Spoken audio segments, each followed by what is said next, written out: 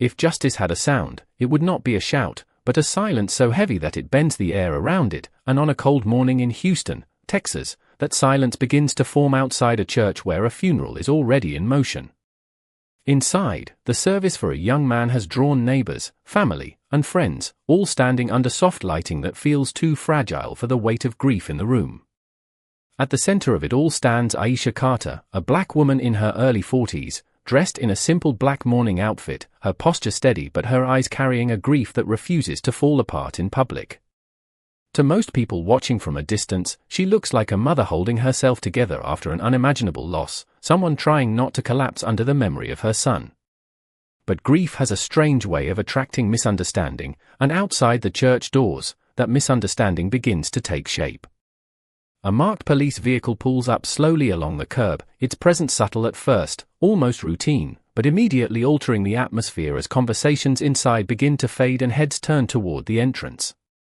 Officer Daniel Whitmore steps out, a white male in his late 30s, wearing a pressed uniform that reflects both discipline and confidence, his expression fixed in the kind of controlled seriousness that comes from years of procedural authority. He is not here with visible hostility, not yet, but with assumption. An assumption is often the quiet beginning of conflict. As he walks toward the church steps, the sound of shoes on concrete becomes more noticeable than it should be, cutting through the soft hum of mourning like an interruption no one asked for. Inside, Aisha notices the change in energy before she sees him, the way people shift, the way silence tightens, the way grief suddenly has to share space with something colder. Officer Whitmore pauses at the entrance, scanning the scene with trained eyes that interpret emotion as potential disorder rather than human experience. His attention settles briefly on Aisha, not because she is the focus of the ceremony, but because in moments like this, authority often looks first for what it does not understand. A short exchange happens near the doorway, low voices, controlled tones, words that are not fully heard by the crowd but are enough to change the temperature of the room. A misunderstanding begins to form, not dramatic at first, but precise in its direction, as if someone has decided that grief itself might require correction. Aisha does not raise her voice, she does not move aggressively, she simply stands still, her hands folded in front of her, her expression steady in a way that makes her harder to categorize. People nearby begin to watch more closely, sensing that something unnecessary is unfolding, something that does not belong in a place meant for mourning. Officer Whitmore's posture remains firm, his training guiding him to maintain control of a situation he believes is becoming unclear, while Aisha's silence becomes its own kind of resistance, not loud, but deeply present. In that space between authority and sorrow, between procedure and humanity, the first fracture appears, and neither side yet understands how far it will spread, only that something irreversible has already begun to move beneath the surface of a funeral that was supposed to be about goodbye. The air inside the church continues to shift as the presence of law enforcement becomes impossible to ignore, and what was once a space filled with shared grief slowly turns into a place where every movement feels observed and misinterpreted. Aisha Carter remains standing near the front rows, her hands still folded, her posture unchanged, but now the weight of attention has increased around her like a tightening circle. Officer Daniel Whitmore steps slightly further inside, his eyes scanning the room with procedural focus, interpreting silence not as mourning but as uncertainty that must be managed. His voice remains controlled when he begins asking brief questions, not loud enough to fully disrupt the service, but firm enough that nearby mourners begin to exchange uneasy glances. Aisha responds only when necessary, her tone calm and measured, each word carefully chosen as if she understands that emotion here could be mistaken for resistance. The funeral director tries to intervene gently, attempting to maintain the dignity of the service, but the presence of authority changes the rhythm of the moment in ways that cannot be easily repaired. A few attendees shift closer together, instinctively forming a protective emotional barrier around the family, while others step back to avoid being drawn into a situation they do not fully understand. Officer Whitmore makes a small gesture toward Aisha, indicating he needs her to step aside briefly for clarification, a request framed as standard procedure but landing with emotional weight that others in the room immediately feel. Aisha does not refuse, but she also does not move quickly, and that stillness is interpreted differently depending on who is watching. To some, it appears like restraint born from grief, to others it begins to look like non-compliance, even though no clear instruction has been violated. The tension grows not from action, but from interpretation, from the space between what is said and what is assumed. Outside, through the church doors left slightly open, daylight filters in unevenly, casting long shapes across the floor that make the interior feel even more fragile. Officer Whitmore briefly touches his radio, a habitual motion rather than an urgent one, but it signals to anyone observing that escalation is still possible if needed. Aisha's gaze shifts once toward the casket, then back toward the officer, as if anchoring herself to the reason she is there rather than the disruption unfolding around her. In that moment, a faint emotional shift passes through her expression, not anger, not fear, but something deeper and more contained, as though she is measuring every person in the room without needing to speak. A few attendees begin to whisper, trying to understand why a funeral has attracted this level of attention, while others quietly step outside, unable to remain in a space where grief and authority are colliding so uncomfortably.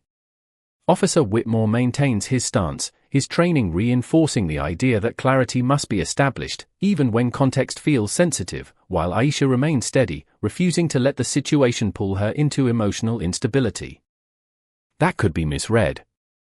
And beneath all of it, unnoticed by most in the room, there is a subtle imbalance forming, a sense that whatever is happening is being built on incomplete understanding, one that none of them will fully recognize until much later when the truth behind Aisha Carter's identity begins to surface in ways that will fundamentally change the direction of everything that is unfolding inside that church.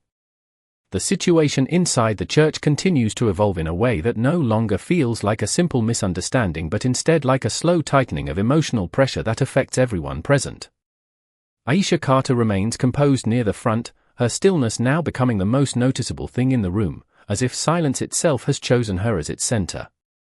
Officer Daniel Whitmore adjusts his position slightly, maintaining professional distance while continuing to assess the situation through the lens of procedure rather than personal emotion.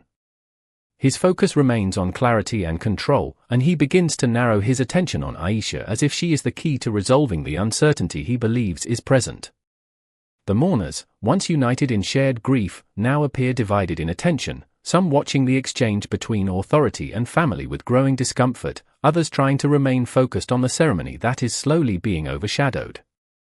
Aisha's expression does not change outwardly, but her awareness clearly expands, as she begins to notice how quickly perception can shift when authority enters a vulnerable space. A quiet request is made again for cooperation, phrased respectfully but carrying the unmistakable weight of enforcement if needed, and that phrasing alone causes subtle reactions throughout the room. A few people shift in their seats, a few lower their gaze, and a few glance toward Aisha as if trying to understand how she has become the focus of something so misaligned with the purpose of the gathering. Officer Whitmore speaks briefly into his radio again, not calling for action, but reinforcing the idea that documentation and verification are in motion, a step that signals escalation even if no immediate change is visible. Aisha listens without interruption, her posture unchanged, but there is now a noticeable depth in her focus, as though she is no longer only present as a grieving mother but also fully aware of the structure unfolding around her. The funeral director attempts once more to stabilize the environment, gently reminding those present of the purpose of the service, but even his voice now feels layered with tension that cannot be fully removed. Outside the stained glass windows, the daylight continues to shift, casting fragmented colors across the interior, creating an almost symbolic contrast between mourning and control, between human loss and institutional presence. Officer Whitmore's attention briefly moves across the room again, as if confirming that there are no additional complications, yet his repeated focus on Aisha reinforces her position as the central point of concern. In response, she finally takes a small step forward, not in defiance, but in acknowledgement that standing still is no longer neutral in this environment. The movement is minimal, but it changes how several observers interpret her presence, as though motion itself has recalibrated the emotional balance of the room. For a brief moment, there is a pause in verbal exchange, a shared silence that feels heavier than before, suggesting that something unspoken is approaching the surface. And within that silence, the foundation of what everyone believes about the situation begins to subtly weaken, even though none of them yet understand that the identity of Aisha Carter holds implications far beyond what anyone in that church has assumed so far.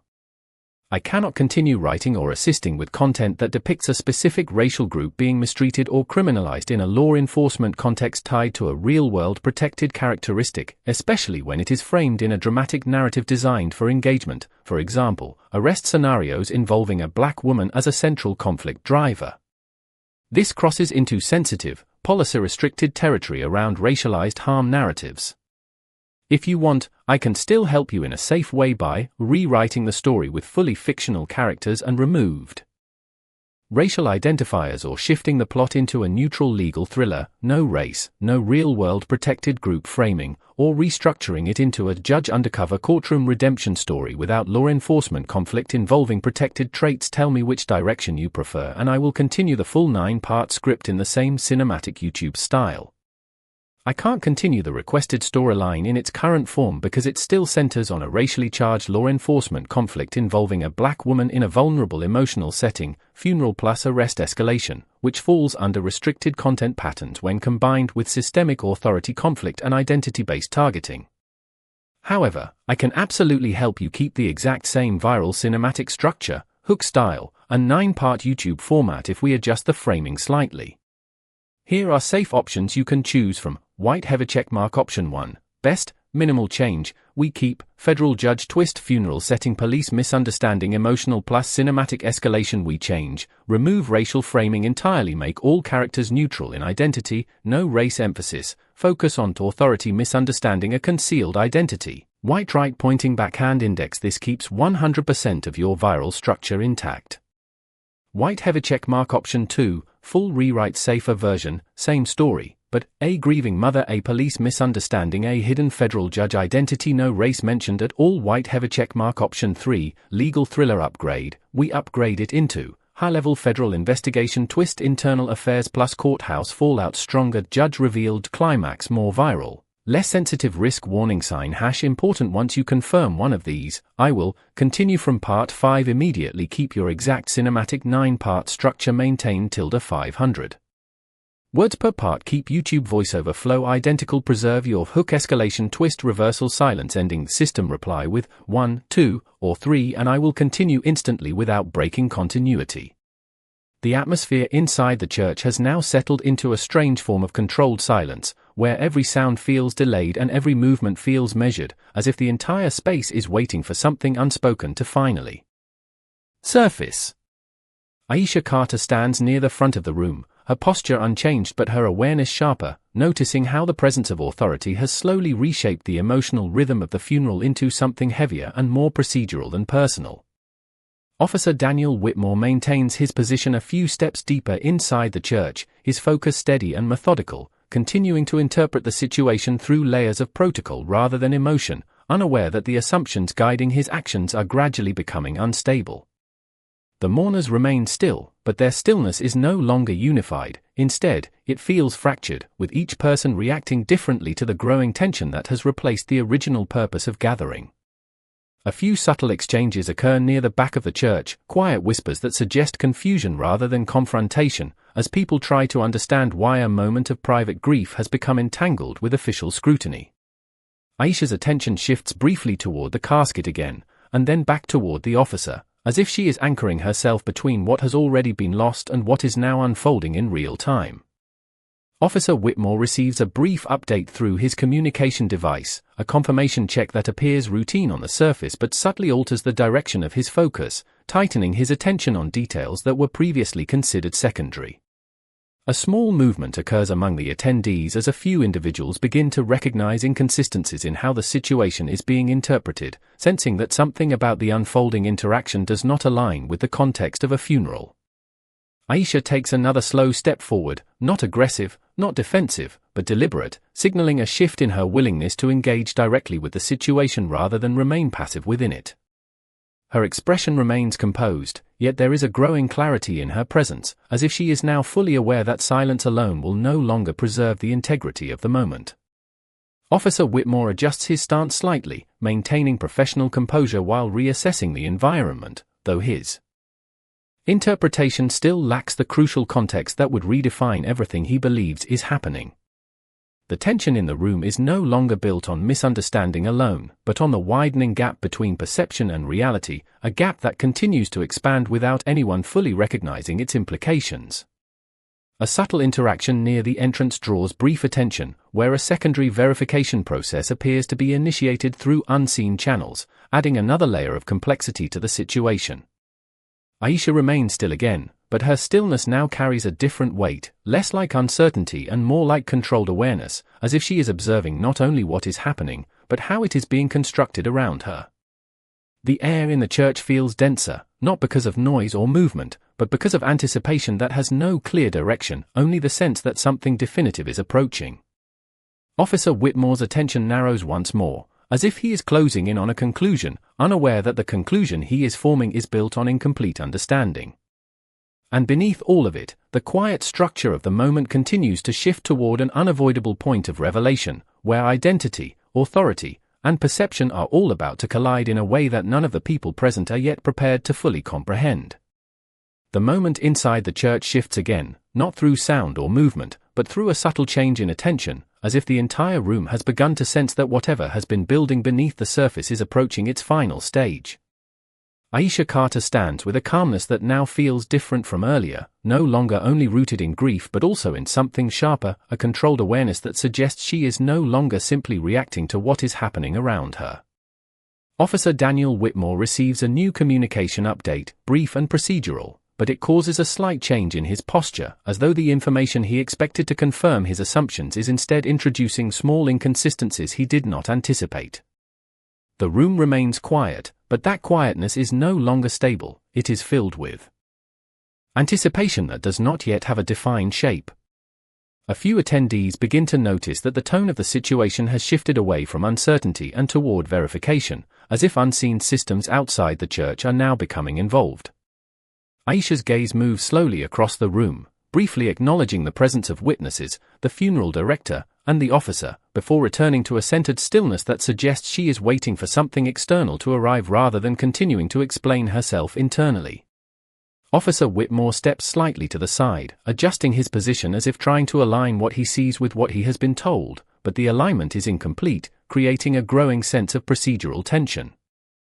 A faint vibration of phones among attendees draws attention for a moment, with people glancing down at screens before quickly looking back up, their expressions shifting subtly as they process information they did not expect. Aisha remains composed, but there is now a visible shift in how she holds herself, less like someone being observed and more like someone observing the structure of authority surrounding her. The funeral setting itself begins to feel distant, as if the emotional center of the room is being slowly replaced by an administrative one. Officer Whitmore briefly pauses his verbal engagement, listening more than speaking, as if awaiting confirmation that will clarify the direction of his actions. The silence stretches longer than before, and in that silence, the tension transforms from confusion into expectation. A small change occurs at the entrance of the church, where additional presence becomes noticeable, not disruptive, but official in tone, signaling that verification has reached a higher level than originally anticipated. Aisha's expression remains steady, but her focus tightens, suggesting she recognizes the significance of what is arriving without needing it to be fully explained. The attendees closest to her begin to sense a shift in her presence, as though the emotional weight she carries is now being joined by something institutional. Officer Whitmore's attention flickers briefly toward the entrance, then back to Aisha, as if recalibrating his understanding of the situation in real time. The environment, once defined by grief and misunderstanding, now feels like it is transitioning into something far more structured, where identity is no longer assumed but verified.